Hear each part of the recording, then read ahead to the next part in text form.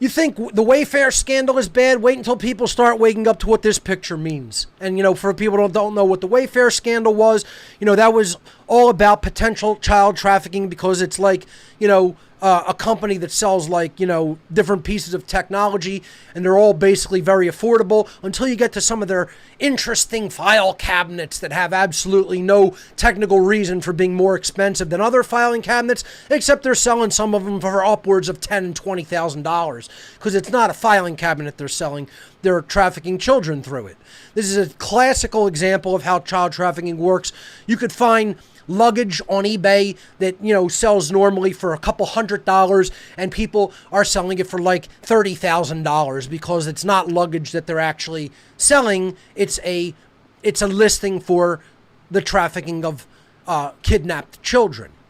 So what this society is, it's known in the dark occult world as the Red Shoe Society. If you look that up, they've hidden it very well under the guise of being some type of a charitable organization that is underneath the Ronald McDonald House, because they care so much about, handicapped children. Sure they do. Yeah, they care a lot about small children, because this is an image of the Satanist in the middle and child trafficker in the middle, right on the right hand side in this image of the blonde woman, is Anthony Podesta, John Podesta's brother. John Podesta was the campaign advisor of Hillary Clinton during the 2016 presidential campaign. And Anthony Podesta is his brother. They're both known pedophile criminals, Satanists, child traffickers. And here's an image from one of his favorite artists, okay? He has these sick, twisted artists. We're going to show you some of this imagery. You can research it. You could type it into Google Images. You could type it into any image search you want to type it into, DuckDuckGo images, whatever, okay? And this is what this is all about. This is an image of one of their rituals where they hang a child from his arms in a pool with no water, okay? The side of a swimming pool with no water in it. And what do you think? And then below it, go back to the slide. Below it, there's the shoes. Okay? Well, what do you think's coming next? And you'll see that his bathing suit is red. You could see all kinds of images with little girls sitting with red shoes on the edge of a pool with no water on the ledge. Okay? No water in the pool, bound in most cases, hanging on the ledge, and then there's shoes below them, because they're going to gut the child either at the neck or at the intestines, let the blood drain down onto the shoes, or perhaps cut the femoral artery in the leg, let the child bleed out onto the shoes, and then they continue to dye them red, leaving the blood stains in them. Okay? That's the sick, twisted rituals of this satanic cult that runs the world. This is how the cult operates, and they do worse, because occasionally they will make these shoes for higher-ranking initiates out of human leather. They will flay the face of the child by cutting with a scalpel at the hairline of the child. And then they will pull the skin down over the face, flaying the face and exposing the skull. Allow the child to die like that, and then make shoes from its skin, of its face. You want to know that's how bad it goes. That's the extent that it goes to, ladies and gentlemen, and worse. And worse than that. And if you don't believe it gets worse, ask my friend Jay Parker where it goes, who witnessed these rituals personally. Ask my friend and colleague Kathy O'Brien what happened, who has razor carvings in her own labia from this sick satanic cult, from the torment and torture she endured. My personal friend Jay Parker has neurological issues because of being hit with cattle prods, the electrical shots from cattle prods that the cattle is hit with to push them into their slaughter pens. Okay? So this is nothing compared to where it goes, to how sick this cult is. Back to the image, these people are proud of it. If we could switch back over to the slide, please. These people are proud of what they're involved in. They're laughing about it. And some of them know and some don't. But I'll tell you what, the ones that know are laughing right along with Anthony Podesta, who certainly knows what it's really about. And folks, we could go on and on with this. I'm going to step out of the slides momentarily. Let's switch over to my web browser. Okay?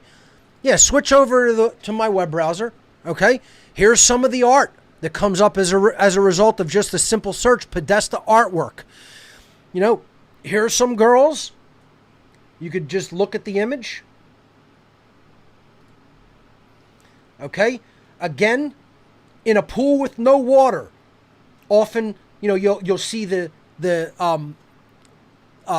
binding implementation of ropes or chains, and then look at them all covering where would be the anus. You know, little children stripped down and with their hands in that position, because what it symbolizes is going to be rape and torture and eventually murder.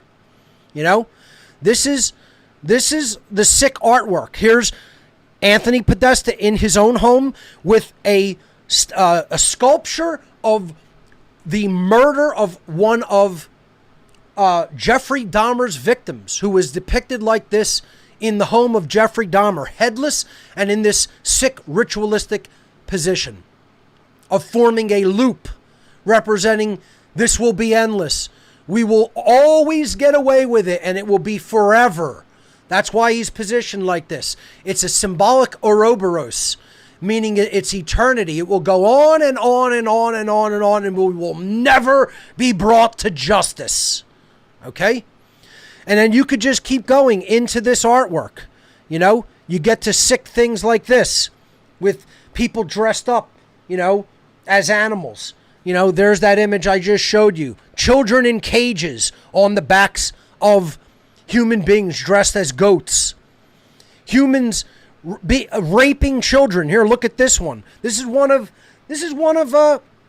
from the artist Rhea Pratt, who depicts a lot of this pedophilia and child torture and sacrifice. And if you read about Rhea Pratt, who's one of the Podesta's favorite artists, she has multiple personality. You type Rhea Pratt art, you can go into all of her artwork, and it gets sicker and sicker and sicker and sicker. Okay? But the Podestas love this. You know, here's an article from a magazine.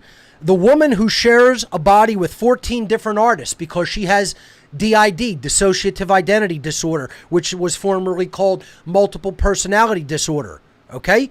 So, you know, because she's probably been through this satanic ritual abuse, and she constantly depicts children chained up, being tortured.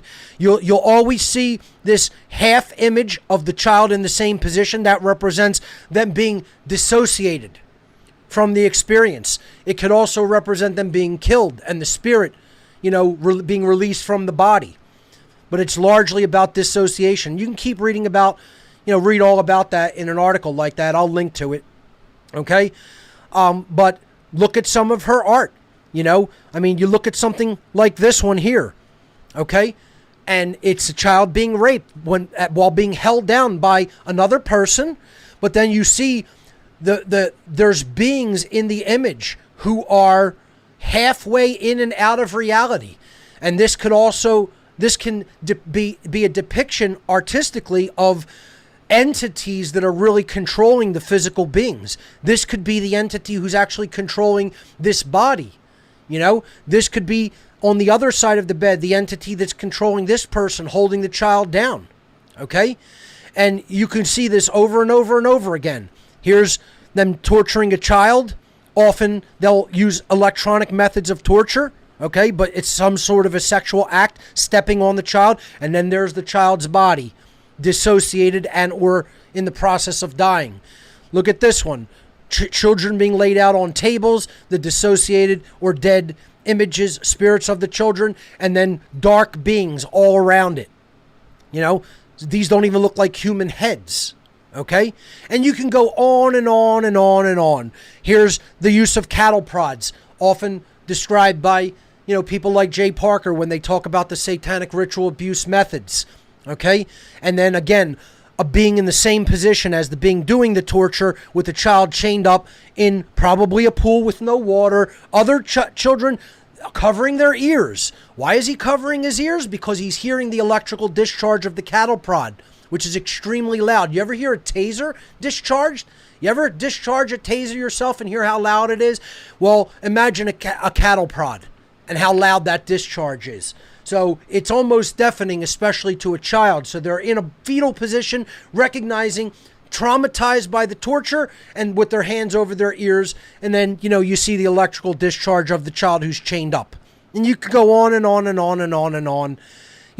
And this is their rituals. This is what they do, ladies and gentlemen. Here's a rape with all these other beings feeding off the energy and the child dissociating and or dying. And you could go on and on and on with it.